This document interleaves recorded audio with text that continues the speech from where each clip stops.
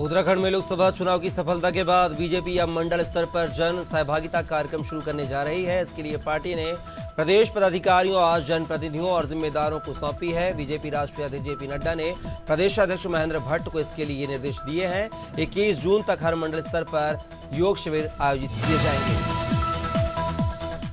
सूरजपुर में आकाशीय बिजली की चपेट में आने से 2 ग्रामीणों की मौत हो गई है। मामला झिलमिली थाना क्षेत्र के दवाना गांव और मांडर गांव का है। जानकारी के मुताबिक एक युवक साइकिल से घर जा रहा था, वहीं दूसरा घर में सो रहा था। इसी बीच दोनों की आकाशीय बिजली गिरने से मौत हो गई है। वहीं घटना में दोनों की मौत हो गई है।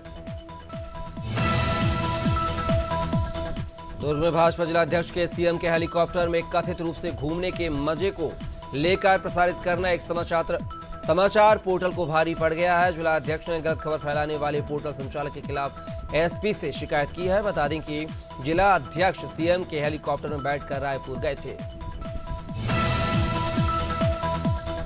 प्रदेश के सरकारी स्कूलों में नए सत्र की शुरुआत हो गई है। इसी के साथ स्कूल चले हम अभियान के तहत मंगलवार को मुख्यमंत्री डॉक्टर मोहन यादव ने राज्य स्तरीय प्रवेश उत्सव कार्यक्रम की शुरुआत की है। भोपाल के सुभाष उत्कृष्ट विद्यालय में आयोजित समारोह में सीएम यादव ने बच्चों को तिलक लगाकर, किताबें भेंट कर, दीप जलाकर कार्यक्रम की शुरुआत की।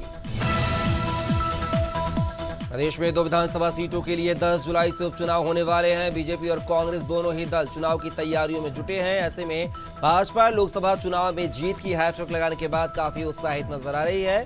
बीजेपी प्रदेश मीडिया प्रभारी मनवीर चौहान का कहना है कि दोनों सीटों पर बीजेपी की जीत एक उपलब्धि के तौर पर रहेगी। उत्तराखंड के काशीपुर में कई किसान प्रधानमंत्री किसान सम्मान निधि से वंचित हैं। केवाईसी के दौरान कई बुजुर्ग किसानों के फिंगरप्रिंट का मिलान नहीं हो पा रहा है, जिसके चलते इन किसानों को किसान सम्मान योजना से बाहर होना पड़ा है। आपको बता दें कि किसानों को केंद्र सरकार प्रतिवर्ष 6,000 रुपए डायरेक्ट बेनिफिट ट्रांसफर के माध्यम से प्रदान करती है। सूरजपुर में भैयाथान में जन दर्शन शिविर आयोजन किया गया है, जिसमें भटगांव विधानसभा क्षेत्र के लोगों ने अपनी समस्याएं रखी हैं। इस दौरान महिला बाल विकास और समाज कल्याण मंत्री लक्ष्मी राजवाड़े ने लोगों की समस्याएं सुनी और उनका निराकरण किया। जन दर्शन शिविर में करीब 275 आवेदन लिखित मिले। 115 आवेदनों को तत्काल निराकरण किया गया। आजमगढ़ एक प्रेमी का जमकर पिटाई का वीडियो वायरल हो रहा है। मामला देवगांव कोतवाली क्षेत्र के सोफीपुर गांव का है। आरोप है कि युवक रात के अंधेरे में अपनी प्रेमिका से मिलने पहुंचा था, लेकिन युवती के परिजन ने उसे पकड़ लिया और उसकी जमकर पिटाई कर दी। इतने ही नहीं, उसे बंधक बना लिया। सूचना मिलने पर पुलिस मौके पर पहुंची और युवक को मुक्त कराया। लक्सर में जिला हरिद्वार के सभी लेखपाल और रजिस्ट्रार कानून को कार्य का बहिष्कार कर धरने पर बैठ गए हैं। राजस्व लेखपाल अंजू कुमार के साथ मारपीट के मामले में पुलिस ने अभी तक किसी आरोपी को गिरफ्तार नहीं किया है, जिससे गुस्सा है लेखपाल संघ और रजिस्ट्रार कानून गो ने पूरे जिले में कार्य बंद का बहिष्कार कर दिया है।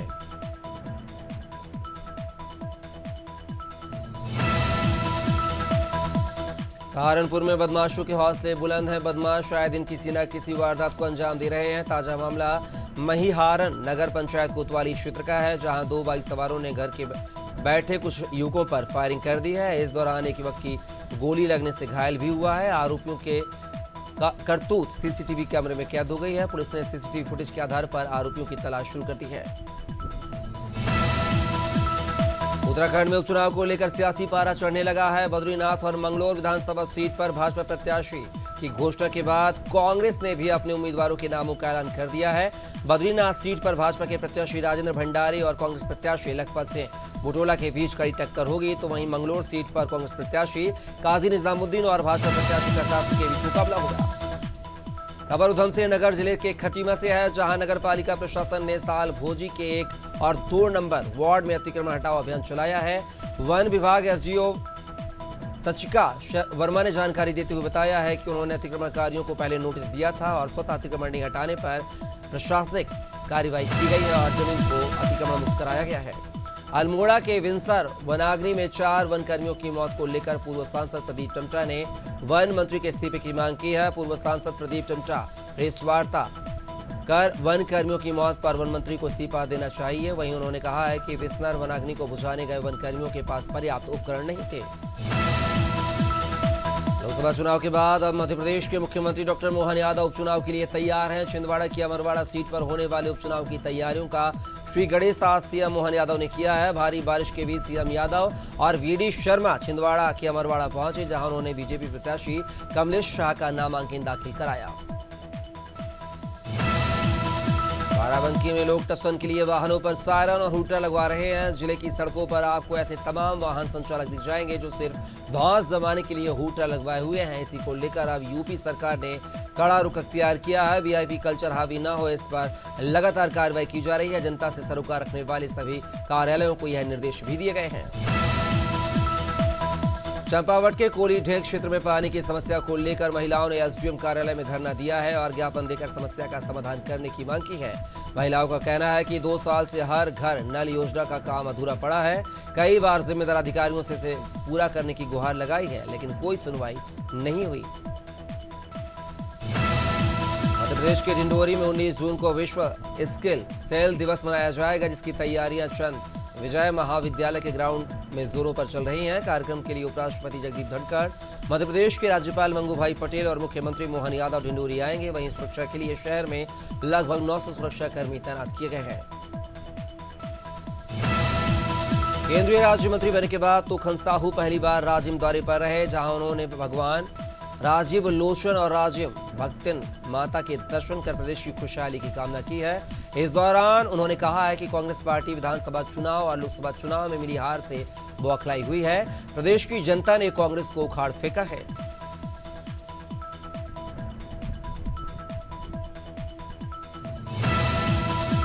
हल्द्वानी में विधायक वंशीधर भगत ने रुखसिया नाले के विकास कार्यों का निरीक्षण किया है और अधिकारियों को बारिश से पहले सभी कार्य पूर्ण करने के निर्देश दिए हैं। इस दौरान उनके साथ एसडीएम परितोष वर्मा भी मौजूद रहे। बता दें कि बारिश के दिनों में रुखसिया नाला उफान पर रहता है, जिससे आसपास के खेत और लोगों में के मकानों को नुकसान होता है।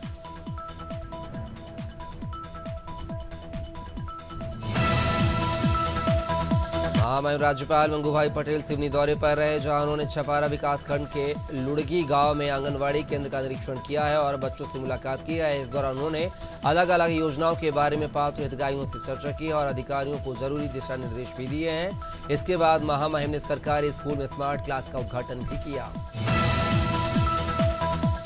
सरगुजा में गैस एजेंसी की डीलरशिप देने का झांसा देकर लाखों की ठगी करने का मामला सामने आया है। ये ठगी गांधीनगर में रहने वाले बैजनाथ दुबे के साथ हुई है। बैजनाथ दुबे प्रतापपुर के उप स्वास्थ्य केंद्र में आरएचओ के पद पर पदस्थ हैं। उन्होंने मामले की शिकायत दर्ज कराई है। दरअसल बैजनाथ दुबे से कुछ लोगों ने ठगी कर 13,76,000 रुपए ठगी। रायपुर में बीजेपी पार्षदों ने जल संकट को लेकर निगम सरकार के खिलाफ मोर्चा खोल दिया है। पार्षदों ने नगाड़ा, थाली, चम्मच बजाकर निगम कार्यालय में विरोध प्रदर्शन किया है। वहीं रायपुर नगर निगम के नेता प्रतिपक्ष मीनल चौबे ने कहा कि शहर की जनता पीने के पानी के लिए तरस रही है। पेयजल की व्यवस्था शहर में लचर हो चुकी है, ऐसी कारण से हम प्रदर्शन कर रहे हैं। छत्तीसगढ़ में उप मुख्यमंत्री अरुण साव का बयान सामने आया है, जिसमें उन्होंने अलग अलग मुद्दों पर अपनी प्रतिक्रिया दी है। बलौदाबाजार हिंसा को लेकर कांग्रेसियों के धरना प्रदर्शन पर उन्होंने कहा है कि इस तरह की घटना बेहद दुर्भाग्यजनक है और इस पर राजनीति करना सही नहीं है। उन्होंने सभी विभागों की बैठक पर कहा कि आचार संहिता के चलते बैठक नहीं हुई थी।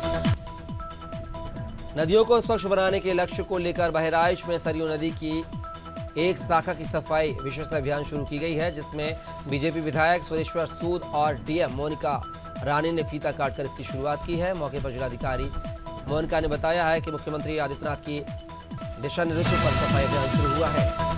बीते 1 साल से भिंड का अटेर जनपद कार्यालय राजनीति का अखाड़ा बना हुआ है। अटेर जनपद अध्यक्ष कमला देवी के बेटे विकास शर्मा पर शासकीय कार्य में बाधा डालने को लेकर जनपद सीओ राजभर पटेल ने एफआईआर दर्ज कराई है। विकास शर्मा और अन्य 3 जनपद सदस्यों पर एफआईआर दर्ज होने पर जिले की सियासत गर्मा गई है।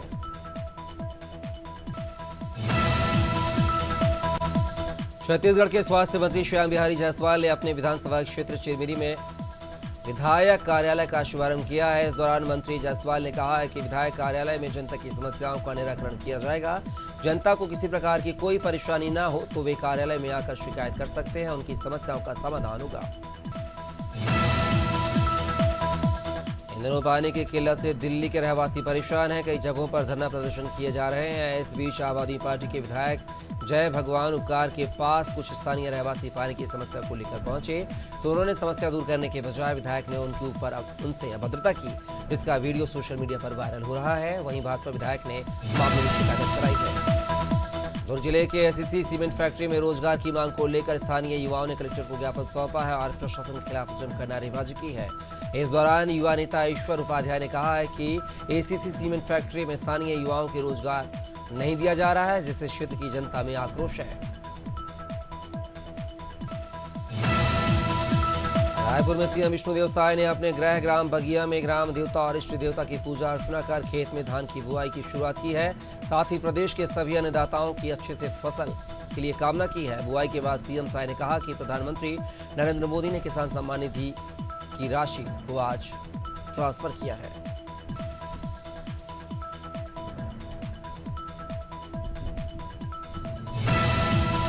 रायपुर में आम जनता सब्जियों के बढ़ते दाम से परेशान है। प्रदेश में सब्जियों की सप्लाई कम होने से सब्जियों के दाम बढ़ गए हैं, जिससे लोगों का बजट गड़बड़ाने लगा है। बता दें कि बाजार में टमाटर 60 से 70 रुपए किलो बिक रहा है। वहीं हरी धनिया के दाम भी 70 रुपए पाव पहुंच गए हैं।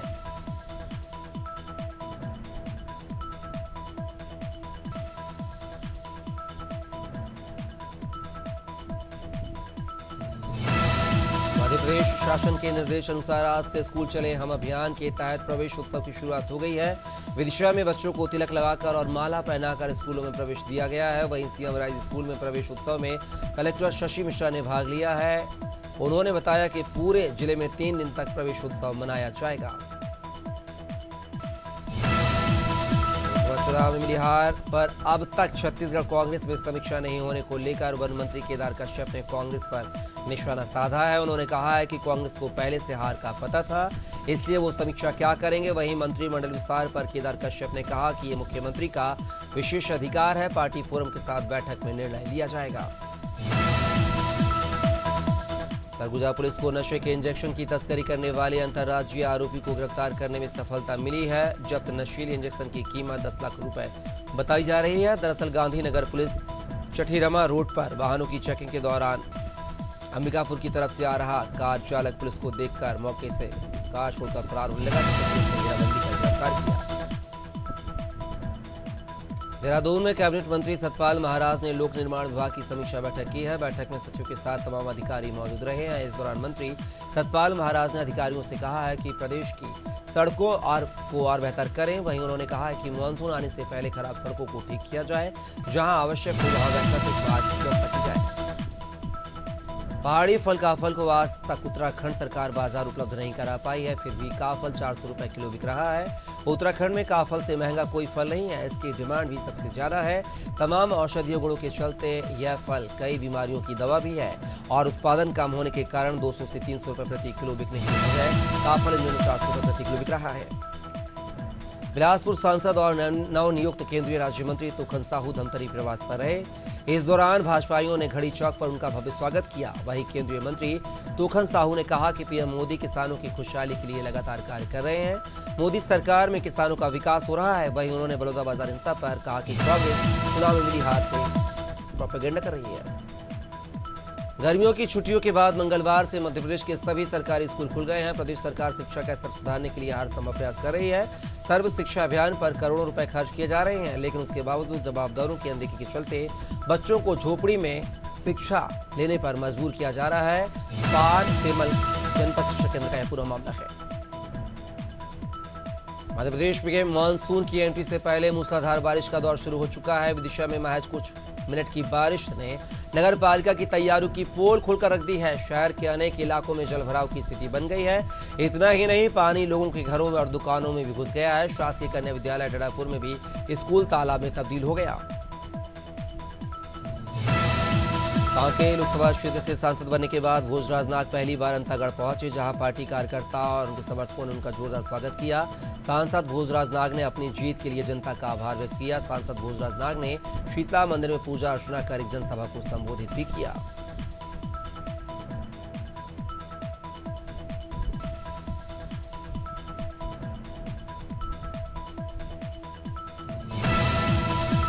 प्रदेश के गोवारी समाज संगठन ने एक बार फिर प्रदेश सरकार से अपनी जाति को अनुसूचित जनजाति में शामिल करने की मांग की है।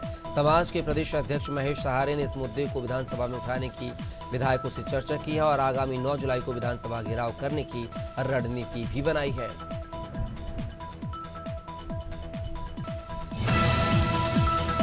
भोपाल में इंस्टाग्राम पर आईफोन बेचने का विज्ञापन लगाकर ठगी का एक मामला सामने आया है। इस मामले में साइबर क्राइम ब्रांच भोपाल ने दिल्ली और निवाड़ी से 5 आरोपियों को गिरफ्तार किया है।